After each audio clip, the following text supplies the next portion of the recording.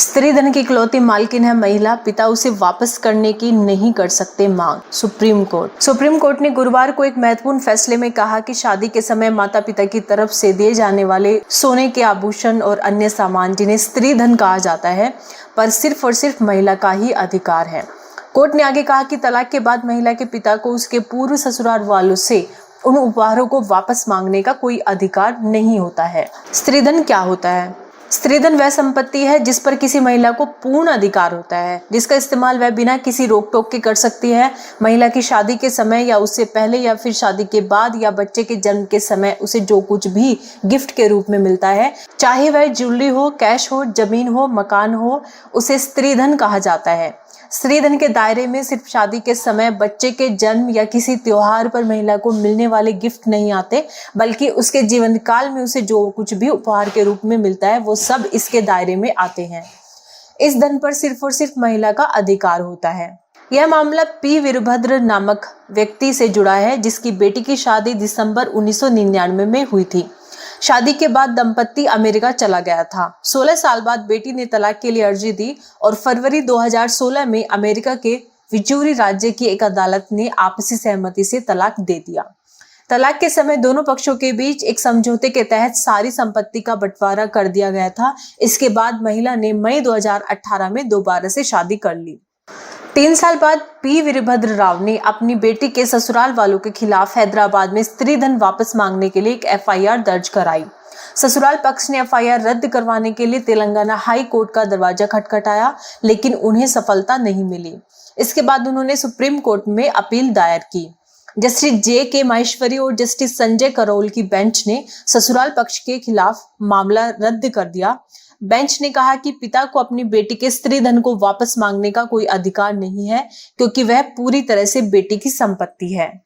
Justice Karol ने अपने फैसले में लिखा, आमतौर पर स्वीकृत नियम जिसे न्यायिक रूप से मान्यता दी गई है वह यह है कि महिला को संपत्ति पर पूर्ण अधिकार होता है। बेंच ने आगे कहा, इस अदालत का रुख स्पष्ट रूप से महिला के स्त्री धन की एकमात्र मालकिन होने के अधिकार के संबंध में साफ है। पति का कोई अधिकार नहीं है और इसलिए यह निष्कर्ष निकाला जाना चाहिए कि पिता को भी कोई अधिकार नहीं है।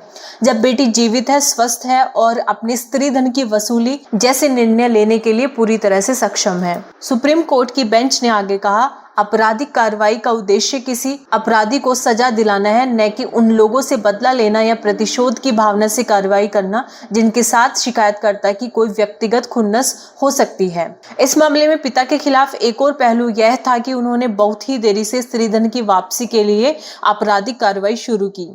अपनी बेटी की शादी के 2 दशक से ज्यादा समय बीत जाने और यहाँ तक कि तलाक के 5 साल बाद, जब उनकी बेटी की दूसरी शादी के भी 3 साल हो चुके थे, तब उन्होंने आपराधिक कार्रवाई शुरू की। जस्टिस करोल ने कहा कि पिता के दावे के खिलाफ एक और महत्वपूर्ण पहलू यह है कि उन्हें अपनी बेटी के स्त्री धन की वसूली के लिए कोई अधिकार नहीं दिया था। अदालत ने यह भी पाया कि पिता ने 1999 में अपनी बेटी की शादी के समय उसे कोई स्त्री धन दिए जाने का कोई सबूत नहीं दिया है और 2016 में अपने तलाक के समझौते में दंपत्ति ने स्त्री धन का मुद्दा कभी नहीं उठाया था।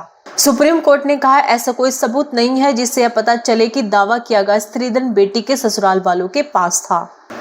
अब आज की ब्रेकिंग न्यूज, चिराग पासवान की पार्टी फिर से टूटने की कगार पर है। बीजेपी इस पर खेला कर रही है। आरएलजेपी के राष्ट्रीय अध्यक्ष और केंद्रीय मंत्री चिराग पासवान के चाचा पशुपति कुमार पारस ने कहा कि लोकसभा चुनाव हुआ तब हमारे 5 सांसद थे।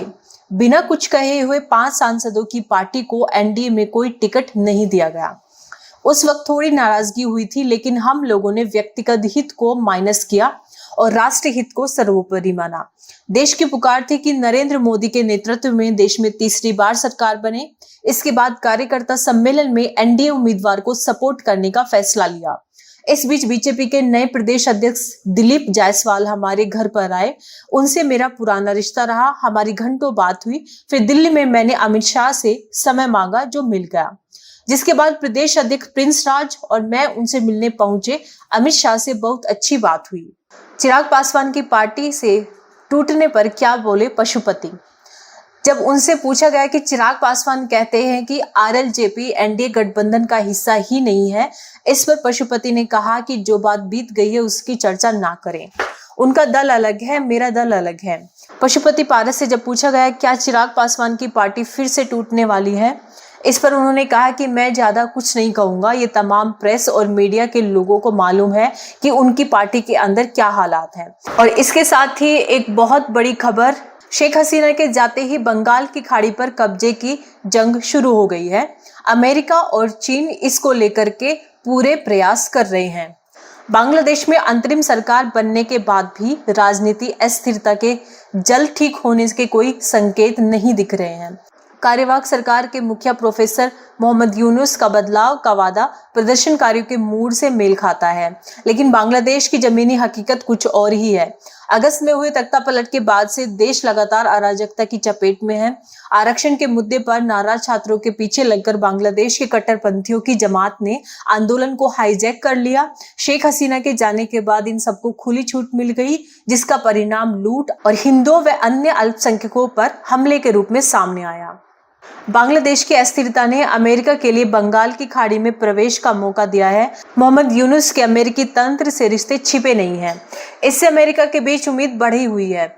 इससे क्षेत्र में चीनी कूटनीति को कम किया जा सकेगा। यहाँ तक स्थिति अच्छी दिखाई देती है, लेकिन इतिहास में भारत के साथ किया अमेरिका का व्यवहार और पाकिस्तान के साथ उसकी दोस्ती आशंका के लिए मजबूत आधार भी देती है। भारत अमेरिका के साथ अपने संबंधों को स्थिर करने के दौरान बहुत सावधानी बरतता है। रूस के साथ भारत की ऐतिहासिक दोस्ती भी इसमें एक वजह है। इसके साथ ही चीन भी अपना जाल बिछा रहा है। बांग्लादेश संघर्ष में अमेरिकी हस्तक्षेप की चर्चा करते हुए चीन की भूमिका को नजरअंदाज नहीं किया जा सकता। पाकिस्तान के माध्यम से चीन अरब सागर तक पहुंचता है। बंगाल की खाड़ी के लिए अधिकांश तटीय राज्य मुख्य रूप से इसके BRR विस्तारवादी जाल